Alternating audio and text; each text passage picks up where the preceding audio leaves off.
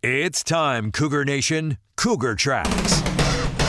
The best season analysis with BYU insider Mitch Harper on KSL NewsRadio and on video every day on the YouTube page for KSL Sports.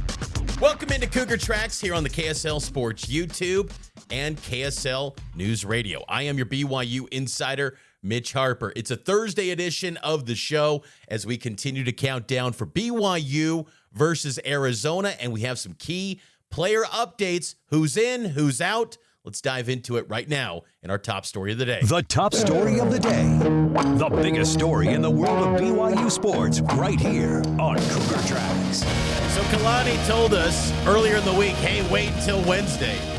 Now it's Thursday. Got the Wednesday late night update. Who's in, who's out for the Cougs, and everyone's attention, of course, zeroed in on BYU star linebackers Jack Kelly. He is doubtful for Saturday's game against the Wildcats.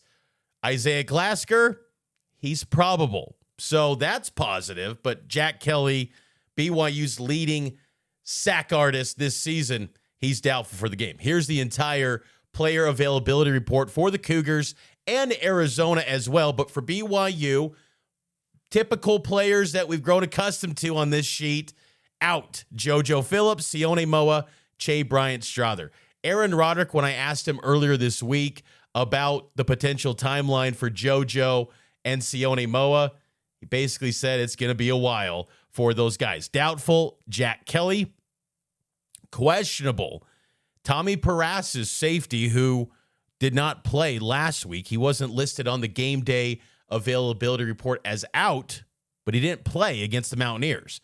Anisi Purcell, questionable as well. Defensive tackle, been a key rotational piece for the Cougars in the middle. And then probable, here's a noteworthy development. Jonathan Cabella, cornerback, the projected star nickel for BYU. He's probable. That's significant. And we saw signs of this last week as he was exiting the practice field all padded up in West Virginia week. Trending towards playing is Jonathan Cabella, which is significant because with the status of Tommy Parasis being questionable, Jonathan Cabella is, to me, the best option BYU has at that nickel position. I was raving about him in the preseason being the next Eddie Heckard. Obviously, there'd probably be a little bit of an adjustment working your way back into things. This is game 6. It's the midway point of the season, but it would be huge for BYU to get Cabella back into the fold. Remember, he suffered an injury in fall camp, and that's kept him out for the first 5 games of the season. Also of note, probable linebacker Miles Hall and Cialia Serra, 2 rotational guys for the Cougars. Obviously, Serra is the starting middle linebacker. Miles Hall is the guy that's looked upon to get some run with the departure of Jack Kelly this week being doubtful. So it's banged up linebacker group. And then, of course, running back Enoch Nawahine, he's also on the sheet. But I would expect Cialia Serra to be good to go for the Cougars. But it's a banged up linebacker unit for BYU. Of note on the Arizona side of things, starting edge rusher Trey Smith, number 3, he's out. And then a rotational guard, Jordan Brown, he's out. Those are the noteworthy names for Arizona on their side of the availability report. But you'll hear from Justin Ena, BYU linebackers coach, coming up a little bit later in the show to break down the linebacker unit as BYU gets ready to take on Arizona. Kickoff on Saturday is at 6 p.m. on ESPN2 and KSL NewsRadio. I'll get the coverage started with Kyle Ireland on KSL NewsRadio from Tucson live. We're expected to have Max Hall, former BYU quarterback, on the show at noon from Tucson. So we'll have coverage of BYU versus Arizona live from Tucson. Remember, Max Hall, his first career start was against the Wildcats 18 years ago. And the history between BYU and Arizona, it's been a common matchup for BYU in the Kalani Sitake era. They played in 2016, Kalani's first game as BYU's head coach. Jake Oldroyd boots a game winner when no one knew who Jake Oldroyd was The green cleats come out and he boots a game winner for BYU. Then in 2018, BYU's last visit to Tucson, Khalil Tate, the quarterback for Arizona, he's on the cover of Sports Illustrated, all-world prospect. BYU coming off a 4-9 season. They're a double-digit underdog in that game, and they go in with Jeff Grimes' jet sweeps and offensive schemes and pull off the upset in Tucson. That was Aaron Roderick's first game as the quarterback's coach for BYU. Tanner Mangum was the starter. Squally Canada at running back. And then 2021, fresh off news emerging that BYU's going to the Big 12, BYU opens up that season in Las Vegas. First game back with a full stadium coming out of COVID. Masks were still required in that one. Arizona was a mess at that point. They were a winless team the previous year. Jed Fish, year one, it was a massive rebuild. BYU won that game to kick off the 2021 season and play in Allegiant Stadium. And then last year, the first meeting as Big 12 foes, BYU crushed Arizona with big noon kickoff from Fox. They're on hand to be there for that game. So a lot of recent history between BYU and Arizona in the Kalani Sitake era, and BYU has been perfect. They are undefeated in these matchups against the Wildcats. Really, in the last 20 years, there's been a pretty good history, a good sample size of games. Go back to 2006. BYU opened that season with that talented team with John Beck, Johnny Harleen, Cameron the General Jensen. I remember it was a last-second field goal. Nick Folk, I believe, NFL kicker for the Wildcats. He hit the game winner. BYU couldn't get off to strong starts in those days. 2007, though, Max Hall, Harvey Unga, they rolled over a Arizona team that featured freshman tight end Rob Gronkowski. And then in 2008, they met again, that time in the Las Vegas Bowl. So there's been different venues, a lot of different outcomes, but recent history in the last 10 years or so, BYU, it's all been the Cougs. Arizona can't get BYU, and BYU will have a chance to get another win over Arizona this weekend in Tucson, which I expect a pretty good crowd from BYU fans, but these monsoon-like conditions that are potentially projected in the forecast are something to keep tabs on. We'll talk more about it tomorrow in the game day preview or game preview show as we get closer to kickoff to try to get as much intel on what this weather is going to look like. But rainy conditions, you never expect that when you're traveling down to Arizona, but that's in the forecast. It could be record rain between BYU and Arizona, and BYU hopes to rain down a victory on the Wildcats in an effort to try to improve to 6-0 overall and 3-0 in Big 12 play. It'd be quite the accomplishment for the Cougars if they could get that done. Let's take a break. We'll get to my interview coming up a little bit later with BYU linebackers coach Justin Ena to break down what his linebacker unit is going to look like with all these players being banged up. We'll hit on that and more here on Cougar Tracks, and it's powered by KSL Sports.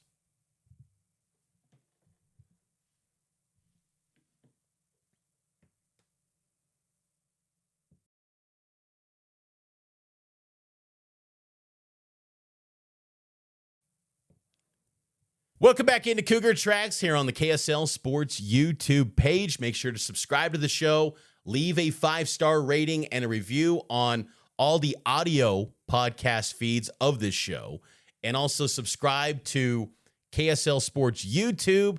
Get the notification bell so you can get any updates of when these Cougar Tracks videos come out every single day around noon on Monday through Friday, and then, of course, the post-game shows as well. But high noon every day, Monday through Friday. Spend your lunchtime with me talking some BYU sports every single day.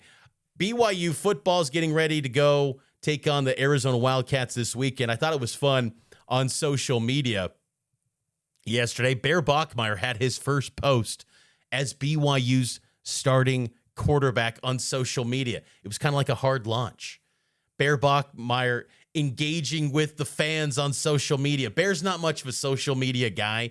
He didn't hear the clip of Kalani calling him a bad A on the Jim Rome show. He didn't hear that clip, so he's kind of tuned out from social media. So when QB1 goes to the socials, it's quite noteworthy. And on Instagram, he just simply posted, "Go Cougs," with a carousel of photos showing him as BYU starting quarterback in the recent weeks since he took the job this season.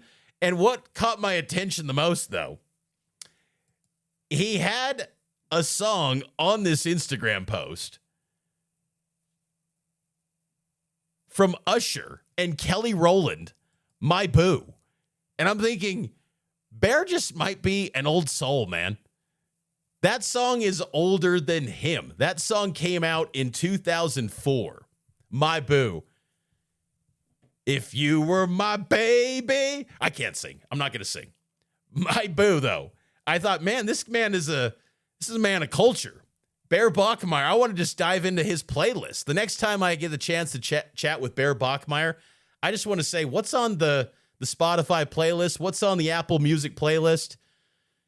Because I get the feeling this man's going to be giving me some 90s, some early 2000s. It's going to connect with us millennials. "My Boo"? Great pull, Bear Bachmeier. Well done. I just thought that was funny, though. And you think about, too, when he goes to the retirement home with his brother, Tiger, he's playing classic hits from the 60s on the guitar. It's an old soul, man. And if you want to get deep in the weeds, you go, okay, go Colin Cowherd on this. I like a quarterback that likes old school music. It means he's grounded. It means he's comfortable. It means he's a leader. He can connect. He can relate.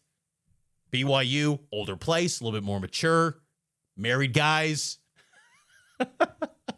Oh, good stuff from Bear Bachmeier. Hey, good stuff from BYU basketball, too. Marriott Madness tonight and the blue and white scrimmage. 6 p.m. is the Marriott Madness with the men's and women's teams. And then the blue and white scrimmage, 7:30 p.m. with the men's team. I wouldn't expect too much from this scrimmage. It's going to be very light, I would expect. But, hey, your first glimpse at this highly touted BYU men's basketball team in action. The women's team, give them their flowers, too. I'm curious to see what they can do in year one under Lee Kumard. They are the preseason 10th place team in the Big 12 coaches poll for this upcoming basketball season. Delaney Gibb, first team all Big 12 selection. I'm curious to see what Kumard does with that team. I'm going to upload some sound, some season preview sound in a bonus episode on Cougar Tracks from Lee Kumard. Paisley Harding, she's now an assistant coach. Paisley Johnson Harding, former BYU great.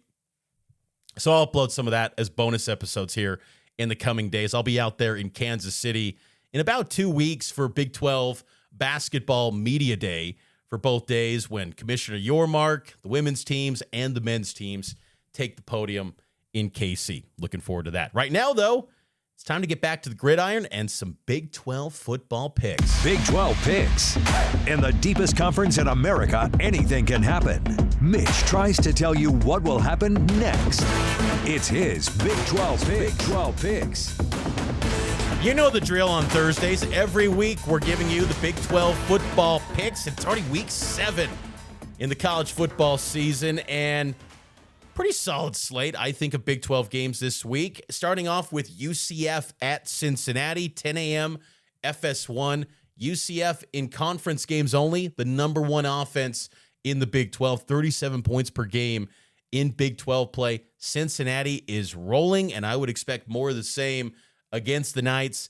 Bearcats, big Brendan Sorsby, quarterback for Cincinnati. He has been electric, outstanding player. Cincinnati, take notice. That game for BYU, November 22nd, man, that could be very similar to the spot BYU had against Arizona State last year. Lowly thought of team becomes something special this year, and BYU plays them late in the season. We'll see how that develops, but Cincinnati is really good right now. Houston at Oklahoma State, 10 a.m. on TNT. Of note for Houston, Connor Wegman is probable. He got banged up in the Texas Tech loss last week at home, but expected to play this week, which is significant. That's always important for Houston's long-term prospects, but Oklahoma State's a mess. I'd expect Houston to roll with ease in this one. Number 22, Iowa State at Colorado, 1:30 p.m. on ESPN. I could see Colorado winning this game. I could. But Draylon Miller, doubtful for the Buffs. Arden Walker, also doubtful as well on the player availability report. And then you pair it up with Coach Prime being very open and honest about his blood clots. And he had a surgery this week, a 4-hour operation. Hopefully he's in good health and feeling better on the sidelines this week against the Cyclones. But there's just going to be a lot of questions, I think, around Colorado. I think that's been the case since Coach Prime arrived in Boulder. Will he stay? Is he here for the right reasons? Is he here long term? That's always been there at Colorado, but these health scares are just kind of mounting up, and you wonder, after this season, does he have to just kind of step away? It's tough. This would be the spot, though, where you say, you know what, circle the wagons and get right for Coach Prime and give him a win. They've been close the past few weeks, getting off to 14-0 leads, but I just don't think they're going to do it. Rocco Becht, I trust him a lot more than Colorado's quarterback situation. Iowa State gets a win, but this thing will be very close and down to the wire, and people will say, oh, maybe Colorado's decent. They're a solid team. They're going to be competitive every week in this league. I just don't know if they can finish the job, and that's the challenge for them. TCU at Kansas State. Another one that's going to be pretty good. I think K-State has improved in Big 12 play since the past couple weeks. Close loss last week at Baylor. TCU is a slight favorite. It's a classic Big 12 line where you're talking 2.5 points, somewhere in there. I'm going to go with the Horned Frogs, though. I love Josh Hoover. The guy just puts up numbers every single week. Last week was kind of pedestrian against Colorado, but they turned it on late, and they were aggressive, even at tacking on a late touchdown on fourth down, going for it and getting that completion. I love Manjack at wide receiver, an old school aesthetic, no gloves, just bare arms, no gloves. I love that look from Manjack. Give me the Horned Frogs to go win in Manhattan. Kansas at number 9, Texas Tech, 5:30 p.m. on Fox. If you include non-conference play, Texas Tech's the number 1 offense and the number 1 defense in the Big 12, 5:30 p.m. on Fox. Jacob Rodriguez, their star linebacker, he's questionable on the availability report. Kansas, Daniel Hishaw remains doubtful for the Jayhawks. That's significant to me. I think Texas Tech wins big. They've been blowing out everyone this season. I honestly think this is probably a 3-touchdown win for Tech, and it shows once again how good this team is.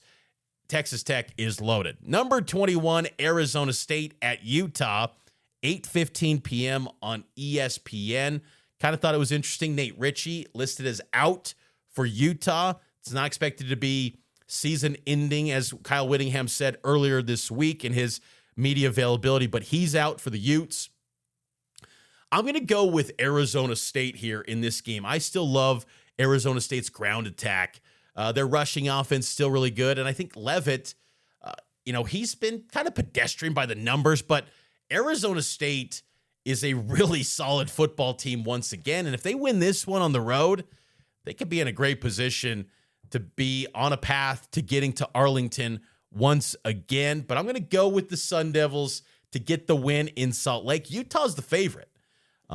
It's trending towards the Utes, but I'm going to say ASU pulls off the upset in Salt Lake and gets the win over Utah barely. I think this is a close game, maybe a late field goal for ASU, gets the victory.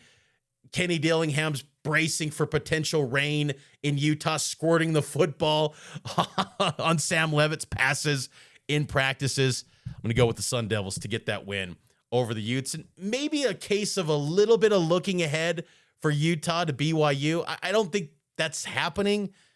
ASU's a really good team. You can't afford to do that. Same for BYU. They can't look ahead past Arizona, but it's a little bit human nature to just kind of be like, especially for Utah, where they've lost 2 in a row to BYU, They want that BYU game badly. Just saying. I think Sun Devils come out on top over the Utes. Let's take our final break. You'll hear my conversation with Justin Ena next here on Cougar Tracks.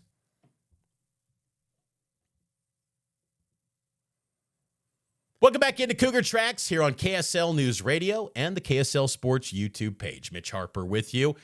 Joining me now, my conversation from practice this week. BYU linebackers coach Justin Ena and his position group is under a huge microscope this week with all the injuries, the players that are banged up. How does he feel about the depth, the potential monsoon-like conditions? This is my conversation with BYU linebackers coach Justin Ena. BYU football is getting ready to take on the Arizona Wildcats, and joining me now is BYU linebackers coach Justin Ena. And coach, you wouldn't expect this going to Arizona, but a lot of weather expected in the forecast. Is anything, do you and the coaching staff do anything to prep for what could be monsoon-like conditions in Arizona? We're excited about that. Kelly Papinga brought that up in our special teams meeting, that there's a chance of having 9 inches of rain in a day. So we'll be excited to play in about 3 or 4 inches in the stadium. But we're really excited about it. Whether it becomes a ground and pound and it'd be really hard to throw the ball in 9 inches of water. So we'll figure it out. But as long as we're assignment sound, we're flying around and being physical, we're just excited to play the game. Yeah, I'm sure you guys want to bring a monsoon of energy on the defensive side in this matchup. Your thoughts on the challenges that Arizona poses? You guys faced these guys last year in the same spot on the schedule. Yeah. 1 year later, what's kind of changed with Arizona's offense? What Danny is the OC? Yeah. Noah Fafita, it all starts with him. I think he does a really good job of getting the ball out. Again, not being the tallest guy in the world, he sees the field very, very well. I think he's got some viable receivers that can get open, and really good wide receivers that fly around and do some great things. Running backs are really, really well. They run the ball well. These guys are excited over here. I love it. They're barking like dogs. There's your monsoonal action right here. These guys are crazy. But their run game has really picked up, and I thought they've done a really good thing. They run split zone very, very well. Guys aren't fitting it well, and it's popping. Number 21 is a very athletic running back, and they've got all the tools to be great. And again, that's why they're 4-1 right now. How would you assess what your linebacker unit? There's a lot of new faces, not just say new faces, but guys that have stepped into the West Virginia game.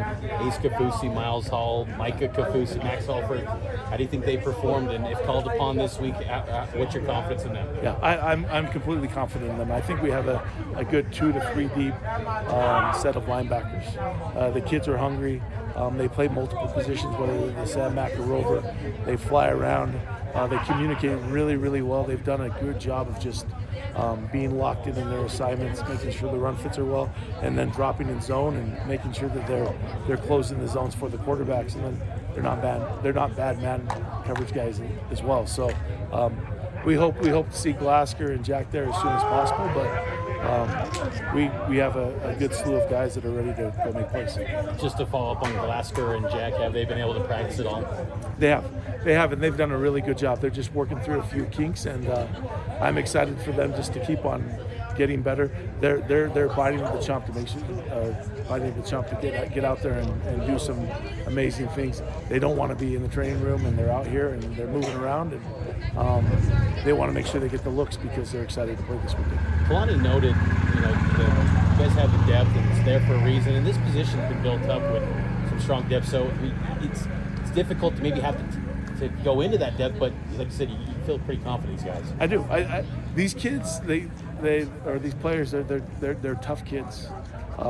They handle adversity very, very well, and they learn to rally for each other. And so when we get the older guys that maybe got dinged up a little bit, it's the next man up mentality, and they're going in there and they're cheerleading and they're making sure they're rooting for the guy. They're guys that aren't trying to say, I want to get in and get my. They'll get there when they're supposed to get theirs, but they're doing a good job of just making sure that their coaches on the sideline, and when a guy gets off the field, I'm telling you, the backup saying, hey, you should have done this, you should have done that, even before we get on the headset, because they're seeing it. How impressed have you been with Ciala? It's been a year where so far he's been healthy, and just the growth that he's made from 2 years when he arrived on campus 2 Yes, years ago. Ciale's done a great job, and so Ciale's biggest deal for being as big and strong as he is. I want him to be more of just an impact at the middle spot. He's done a really, really good job. It's just being more assignment sound, and then I've kind of told him just be a little bit more nastier. When you get on that field, all right, no one runs inside, and the cool thing about Ciale is he's one of the best athletes on our team. The kid probably runs a 4.5, and so his closing speed inside out is phenomenal. And so you get a kid that, again, that's 6'3", 245 that can move like that, and he should be a big force, that's for sure. What is it about this program, and you have personal experience as both as a player and a coach, this place always has good linebackers. It's just kind of in the DNA of BYU. No matter the coaching staff, there's just always this pipeline of LBs. What do you attribute that to? You know, I think a lot of it is just we've had great coaches. Even when I was a player, we had Ken Schmidt. I mean, now we have Jay Hill. We've had great coaches throughout these last 40, 50 years because guys understand. And I don't know if it's just the makeup of the BYU athlete and who we're recruiting. Just guys know how to work really, really hard and are more blue collar. And so it's cool because we look at our roster. Most of these guys are from the state of Utah. And so it's like they're handpicked and they understand, like, hey, there's the game has gotten so much better in the high school now. And so football is a big deal here, and it just promotes toughness, and you get these mid-sized bodies that are flying around there. And I'm always looking for great safeties and running backs and quarterbacks, and you convert them to linebacker. I mean, they're the perfect fit for us. Yeah, Jack was Kearns, Isaiah was Bingham, and then Ciale's Tippview. So I mean, local Miles Hall, Skyline. I mean, there's so many guys from the state of Utah. Ace is really the only guy that's kind of out of state. Everybody else, and Pearson Watson coming around. I mean, he's done some amazing things. I know he's from Flagstaff, but we have a bunch of good kids that are hungry, that are getting better, that are coaching themselves. Right now, I know we have 2 or 3 guys up there watching film right now because they want to be as good as they can be. Last thing for you, Coach, and appreciate the time. Just it's been impressive to see just the alignment with the coaching staff. And I've asked coaches throughout the season about this, but it just feels like complementary football is just on full display. Like it doesn't matter the style. Like you guys are just finding ways to win. Like just the communication, the alignment with the staff. How would you kind of describe it? It all comes from Kalani, and so I think Kalani does a great job of kind of imitating how Lavelle did it. And so I think Coach Edwards did such a great job of making sure that he found good men that understood that there's more things important than football. But while you're in this building, we're going to make sure we maximize and we play complementary football with each other. And so defensively, I think Jay's put a great staff together, and we're all able to kind of tell the coach that, hey, this is what I think, and kind of give our own advice. And whether Jay wants to take it or not, most of the time he does take it. He lets us voice our opinion, which I think is a huge deal because there's a lot of places where it's my way or the highway for a coordinator. Coach Hill is just he does it the right way, and I think that's why we've done a really good job of making sure that we maximize our potential and put our guys in the best spot to make games. That's BYU linebackers coach Justin Ena, and that will do it for this edition of Cougar Tracks. I hope all of you enjoyed it. Make sure to subscribe to the show wherever you get your podcasts and leave a 5-star rating and a review. I'll be back tomorrow with my score prediction and in-depth game preview of BYU and Arizona, and also work in some reaction to the blue-white scrimmage as well. I'll be down there at the Marriott Center tonight. Talk to you then here on Cougar Tracks on KSL News Radio, and it's powered by KSL Sports.